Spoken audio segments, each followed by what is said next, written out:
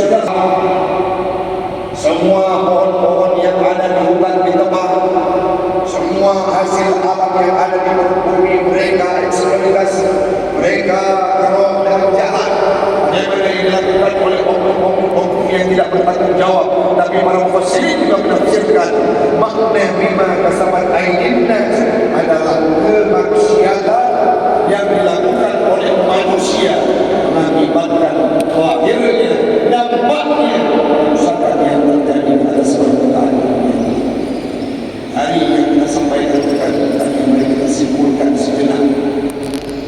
Kemaksiatan yang dilakukan hari ini ataupun kerusakan yang kita rasakan hari ini, baik itu di daratan, di lautan, kesempitan dalam kehidupan, itu penyebab utamanya adalah dalam dan dalam utamanya adalah orang-orang yang melakukan kemaksiatan.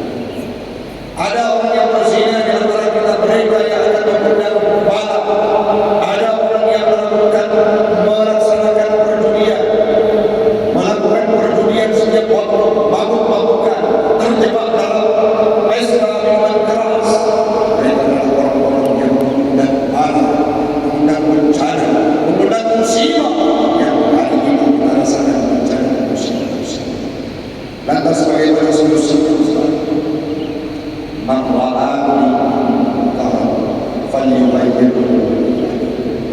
Siapapun yang melihat kemaksiatan, hendaklah mereka berubah, mencoba.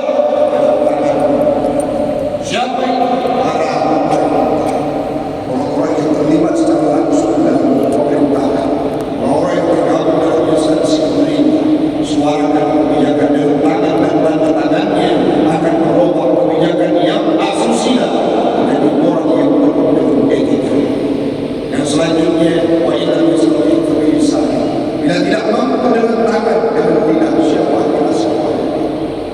Kita semua yang sudah paham agama, sampaikan pula kalian ke kampung melihat orang tua sholat, sampaikan ayat sholat. Kalau anda kedua ayat dan mama tidak mau sholat, musibah akan dihadirkan oleh Allah. Lihat keluarga, ada orang yang terjebak dalam perdunia, sampaikan berhentilah berduri karena hadir musibah dihadirkan oleh Allah Ta'ala, bukan kepadamu saja, tapi kami juga ikut merasakan yang sedang menuntut ilmu pengetahuan Allah. Wa illam yastati' fa biqalbi, bila dengan lidah tidak mampu maka dengan hati, membenci terhadap kemaksiatan dengan hati. Wa dzalika adhaful iman, manusia adalah iman yang paling mulia. Ini akan menjadi tantangan khusus bagi kita. Dan ada orang yang berkata, baik, belum buat maksud saya yang mengerjakan kemaksiatan, kata boleh naik terus di pesantren, tidak perlu atau kami untuk memberhenti maksiat. Apa yang perlu kita jawab? Benar, wahai keluarga atau tetangga masyarakat, benar engkau yang